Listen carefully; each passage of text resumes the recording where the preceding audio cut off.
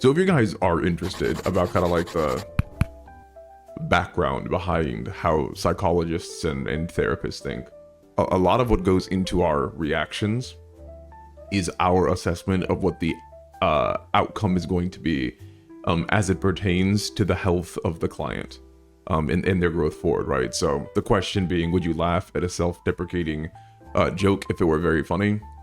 If I was rapport building, so rapport building is getting closer to the client, kind of like being on a human to human level, because the only way you can really help service a client is to be essentially a human to them so they can confide in you. So if I'm rapport building with the client and they tell like a really self-deprecating joke, and it doesn't really matter whether I find it funny or not, if I want to signal to the client that I hear you, that I understand you, that this is a safe space, I very well might laugh at that joke. If it can remain healthy.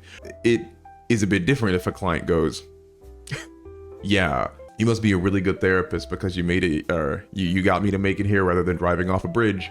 But I would definitely not laugh at that, because anytime a client like even brings up self-harm or suicidality, that's something that a clinician should make sure to treat with true seriousness, because ultimately that's something we want to like really guard against.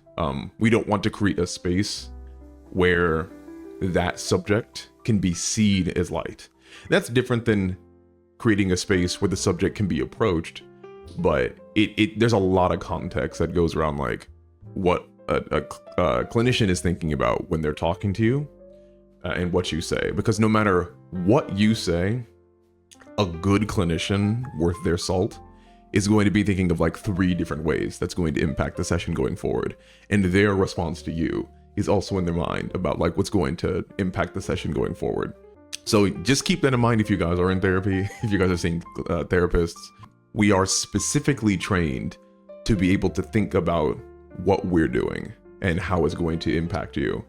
And so laughter, even, talking about certain subjects in certain ways, there's certain codes that therapists have to align with, certain things that we're instructed really not to have in our offices. We're not supposed to signal political ideology in our office, or even religious ideology that much. We're not supposed to, signal like corporate interests on the walls, anything that can kind of like any art or whatnot that can have like undue influence on a client. And likewise, I got to finish this up, one of the other reasons that we might not laugh without, again, having a rapport built at a client is it is almost always better to be safe than sorry as a clinician.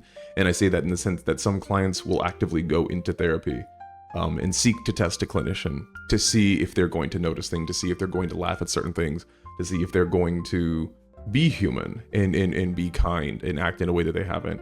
And sometimes if you fall into the trap of laughing at something that someone says negatively about themselves, it could reinforce the idea that they are supposed to be laughed at, or that they are going to form the same dynamic with you that they do as their friends. And a clinician is not your friend, like in any sense of the word. So it is a complex topic. And I know that wasn't like a straight answer to you, but for the most part, it'd be fine to laugh at a self-deprecating joke. It just depends what like kind of like the depth of the joke is and how it relates to how therapy is going to go moving forward.